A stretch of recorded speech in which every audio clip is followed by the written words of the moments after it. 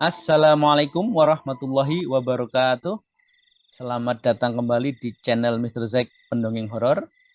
Pada kesempatan malam hari ini, Mr. Zack ingin bercerita tentang kejadian di sekolah pada waktu kegiatan LDKS atau latihan dasar kepemimpinan siswa kerohanian Islam atau Rohis. Tapi sebelum ke cerita, seperti biasa, Mr. Zack Pendongeng Horor ingin mengucapkan banyak-banyak terima kasih kepada kawan-kawan semua yang sudah sudi mampir, sudi mendengarkan, sudi mengklik, share, like, komen, dan subscribe. Hal jazaul ihsani illal ihsan. Tidak ada balasan atas kebaikan kecuali kebaikan itu sendiri. Dan bagi teman-teman yang sudah berbuat kebaikan, semoga oleh Allah dibalas kebaikannya dengan kebaikan yang lebih baik lagi. Bagi teman-teman yang nonton tapi belum subscribe, mohon untuk di subscribe agar Mr. Zack lebih bersemangat lagi dalam membuat konten-konten terbaru yang memuaskan dahaga horor teman-teman sekalian. Oke, kita ke cerita. Kejadian ini terjadi sekira tahun 1998 sampai tahun 2000. Tepatnya Mr. Zack sudah lupa ya, karena sudah sekitar 22 tahun lebih ya yang lalu. Sore itu tim Rohis atau anggota Rohis ini kerohanian Islam mengadakan suatu kegiatan di sekolah yang menginap gitu ya, menginap. Dan kebetulan saya dan seorang teman, ya, sebut saja saya samarkan sebagai Dangwi gitu ya, itu kebagian tugas untuk menyiapkan logistik. Salah satu pekerjaan yang saya siapkan itu adalah menyiapkan minuman untuk kegiatan malam. Ya, jangan dibayangkan pada waktu itu kita bisa membeli air minum botolan atau air mineral atau galon gitu ke toko-toko modern ya, seperti toko-toko 24 jam itu ya. Kalaupun ada toko seperti itu sangat jauh ya. Dan kalau kita beli galon itu kan biasanya harus, karena berat, harus pakai kendaraan. Tahun segitu tidak semua siswa SMA memiliki kendaraan, termasuk Mr. Zack. Jadi tugas saya dan Dangwi ini sebelum maghrib ini sudah merebus air di dapur. Saya bersekolah di sebuah SMA negeri di Bilangan, Rawamangun, Jakarta Timur. Sebuah sekolah SMA negeri yang bersebelahan dengan tempat pemakaman umum yang besar. Kalau orang Rawamangun pasti tahu dan paham tempat ini gitu ya. Tapi mohon maaf tidak bisa saya sebutkan dengan detail untuk menjaga marwah dan nama baik semua pihak yang terlibat di cerita. Oke, sore itu kita ngerebus air, kemudian begitu sudah mendidih, sebagian ditaruh di termos gitu kan.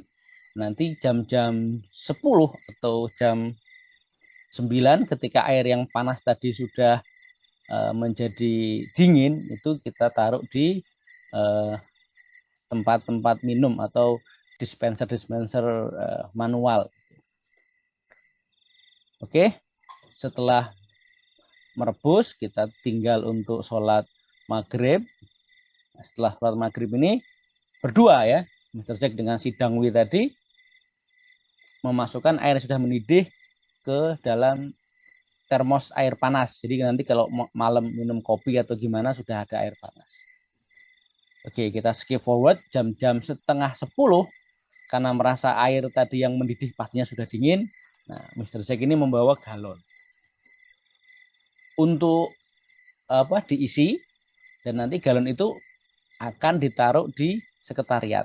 Ya, sekretariat Rohani Islam itu ada di paling ujung. Jadi kalau kita denahkan atau kita gambarkan SMA negeri ini, kalau kita masuk gerbang itu kalau lurus itu ketemu dengan sebuah lapangan upacara.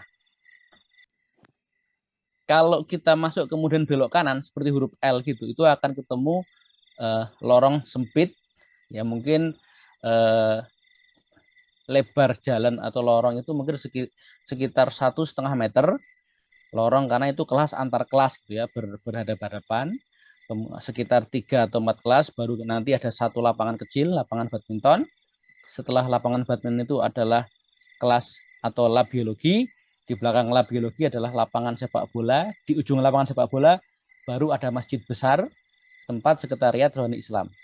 Hanya saja di sebelahnya lapangan sepak bola itu dibatasi tembok yang besar atau tinggi, di mana di balik tembok itu adalah tempat pemakaman umum.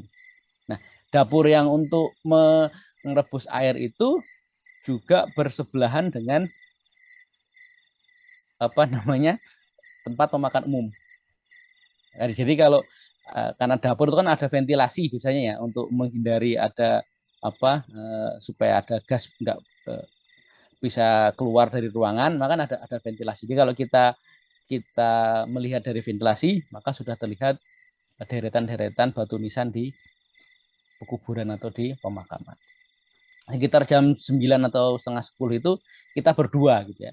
Kita berdua untuk mengisi air dari dandang atau dari panci ke aqua. Karena kan air sudah mendidih dari maghrib tadi, jadi sekitar 3 jam ya, pasti kan sudah dingin. Nah, setelah ditaruh di galon, baru nanti kita bawa ke masjid di sekretariat Kerohanian Islam. Nah, saya sama si Dangwi ini bawa galon, sedang menuang air ya, menciduk air dari panci masukin ke galon gitu. Nah, teman si Dangwi ini izin, itu alasan. Jack, Mr. Jack ya, ya, saya mau ke kamar mandi dulu, mau buang air. Ya sudahlah ya, nanti balik lagi, karena kan bawa galon itu kan berat gitu. Oke, saya masukin penuh itu galon, saya tunggu nih, si Dangwi ini kemana. Tunggu, nggak balik-balik itu teman ya, si Dangwi itu. Oke, terpaksalah Mr. Zack membawa galon itu sendirian ya, berat ya, dari ya sudah ada perasaan ya mangkel atau marah gitu ya. Wah ya, mungkin kalau bahasa anak sekarang, wah sialan gue ditinggal. Jalan menuju ke masjid kan, tentu lewat lorong yang sempit tadi, yang lebarnya sekitar 150 cm. Nah, itu gelap karena memanjang, malam hari gelap karena tembok sisi kiri itu kan bersebelahan dengan makam. Jadi kelas yang sebelah kiri itu ujungnya tembok dan itu bersebelahan dengan makam. Maka Mr. Zack ngambil mepet ke sisi kanan sambil membawa galon tadi. Nah, di sebelah kanan itu ada kelas yang sebagian temboknya itu ada kaca bening, ada gorden. Jadi mungkin kalau saya berdiri kan sekitar 166 cm, jadi itu sekitar 150 cm itu tembok, di atas 150 cm itu kaca ya, jendela kaca dengan berteralis dan ada korden. Dari jarak sekitar 5 meter dan gelap, Mr. Jack melihat itu ada yang memainkan korden. Dibuka, tutup, dan terlihat ada, ya walaupun gelap ya, tapi mata manusia kan kalau sudah terbiasa dengan gelap, dia akan bisa membedakan antara gelap yang tembus dan gelap yang nggak tembus gitu. Nah, di gelap itu Mr. Zack melihat ada sesosok hitam gitu ya, memainkan ini korden, buka tutup. Nah, bukannya takut ya, bukan takut, tapi malah marah ya. Saya malah marah gitu ya. Saya pikir ya si Dangwi ini ya, wah kurang ajar nih bocah ya. Sudah ninggalin, nakut-nakutin pula gitu ya. Dipikir gue takut gitu. Nah, karena marah ini, nah di ujung kelas yang tadi berkaca tadi yang diteralis semuanya itu sekeliling itu diteralis, ada pintu dari kayu. Nah, niat hati mau menendang pintu supaya mengagetkan si Dangwi ya. Begitu mau menendang pintu, ternyata pintunya itu dirantai dan digembok dari luar. Nah, pertanyaannya, kalau pintunya digembok dari luar, jendelanya berteralis, lalu yang di dalam itu siapa? Jelas bukan Dangwi, jelas bukan orang, karena dikunci pintunya. Wah, langsung merinding gitu kan, merinding sudah tak tertahankan. Mister Zack lari dengan membawa galon yang berisi air tadi ya. Alhasil kan tumpah-tumpah itu. Apa namanya? Baju itu basah semua.